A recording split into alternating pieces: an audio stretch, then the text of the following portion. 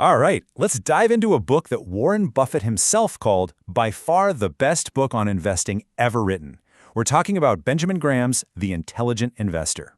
Now, this isn't some get-rich-quick scheme or a guide to picking hot stocks. It's something way more valuable. It's a framework, a philosophy for protecting your money and making it grow over the long haul. And to really get why it's so powerful, we have to start with a story from a time when the market was promising everyone the moon. Picture this, it's 1929. The roaring 20s are in full swing, the stock market is going absolutely vertical, and a Wall Street big shot named John J. Raskob writes an article with this incredible headline. Can you imagine? It was a promise that seemed to capture the feeling of the era perfectly, that getting rich wasn't just for the wealthy, it was for everyone. So what was his big secret? What was the plan? Well, it was ridiculously simple. Raskob said that if you just invested $15 a month into good common stocks and, this is key, reinvested the dividends, you could have a fortune of $80,000 in just 20 years. For putting in only about $3,600 total, that sounded like a one-way ticket to Easy Street. But what actually happened? Well, if you took his advice and started in August 1929, right at the peak, just before the crash, and you stuck with it for those 20 years, you would ended up with about $8,500. A long, long way from the promised $80,000. Now, here's the interesting part. That's not a complete wipeout. It's still an 8% annual return, which isn't terrible, but it's a huge lesson in just how dangerous those over-the-top, wildly optimistic promises can be. So how do we avoid falling for those kinds of traps? Well, Graham says it all starts with understanding the single most important difference in the world of finance. It's a distinction he believed most people had completely forgotten. Let's dig into what separates a true investor from a speculator. First, let's talk about the investor. According to Graham, an investor thinks like a business owner. Job number one is safety, making sure you don't lose your initial investment. You do your homework, you do thorough analysis, and you're looking for a good, solid, adequate return. It's all about being prudent, not trying to predict the future. And then, you've got the speculator. A speculator is playing a totally different game. They're not that interested in the health of the company or its long-term value. Nope. Their whole goal is to guess which way the stock price is going to move and to profit from those swings. They're basically betting on the ticker tape.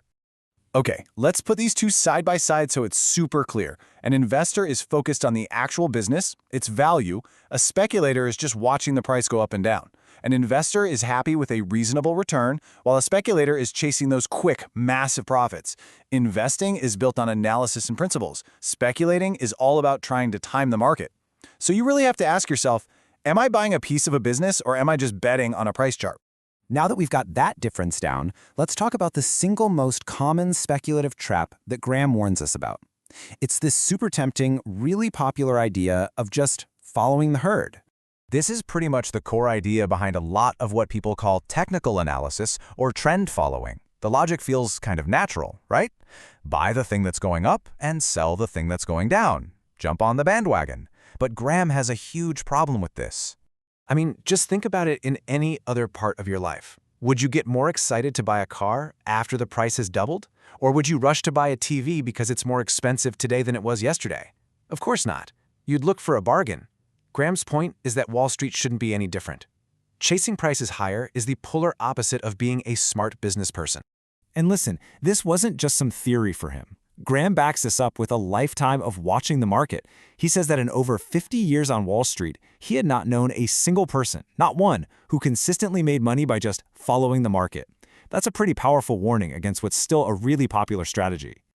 Okay, so if trying to speculate by following the crowd is a recipe for disaster, what's the right way to do it? Well, Graham says that real investors usually fall into one of two camps, and the key is being really honest with yourself about which one you are, based on how much time you have, how interested you are, and just your general personality.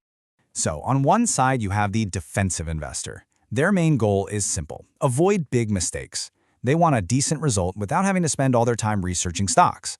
Then you have the enterprising investor. This is someone who's willing and able to put in the hard work, to do the deep research, to try and find deals that are better than what everyone else is seeing. Now, here's Graham's big warning. There's nothing wrong with either path, but the biggest danger is trying to get the results of an enterprising investor while only putting in the effort of a defensive one. But here's the thing. It doesn't really matter which type of investor you are, because Graham says your biggest challenge, your toughest opponent, isn't going to be a market crash or picking a bad stock. The real battle is a lot closer to home. Just let that sink in for a second. This is probably the most famous quote from the entire book. And for a very good reason. It's our own emotions, the fear, the greed, the excitement that makes us want to gamble, the panic that makes us want to sell at the worst possible time. Those are the things that wreck most investment plans. The real fight is happening inside your own head. And this is exactly why Graham believed that having the right temperament, having the right emotional discipline is way more important than having a PhD in finance. Things like patience, being disciplined, and just being eager to learn, those are your real superpowers. He always said he saw more ordinary people succeed because they could control their emotions than brilliant experts who let their feelings run the show. So how do we do that? How do we keep our emotions from taking over and make sure we stay on the right track? Well, Graham gives us a beautifully simple tool. A single question that cuts through all the hype and brings us right back down to earth. That's it. So simple, right? It almost seems too simple. But think about what that question does. Before you get all excited about some new technology or the next big thing, just stopping and asking how much forces you to pause. It snaps you back to reality. It pulls your focus away from the exciting story and puts it right where it belongs, on the price you're paying versus the value you're getting. And that all leads to Graham's most brilliant, most memorable piece of advice. He said, you should buy your stocks like you buy your groceries, not like you buy your perfume. Think about it. When you're at the grocery store, you're checking prices, you're looking for value, you're comparing products. But when you buy perfume, you're paying for the fancy bottle, the brand, the glamour, the story. Graham's timeless advice is to treat Wall Street like a supermarket, not a department store. So I'll leave you with this. When you look at your own investments, are you building a pantry full of good, sensible groceries that will feed you for years to come? Or are you just collecting a shelf full of expensive, empty perfume bottles?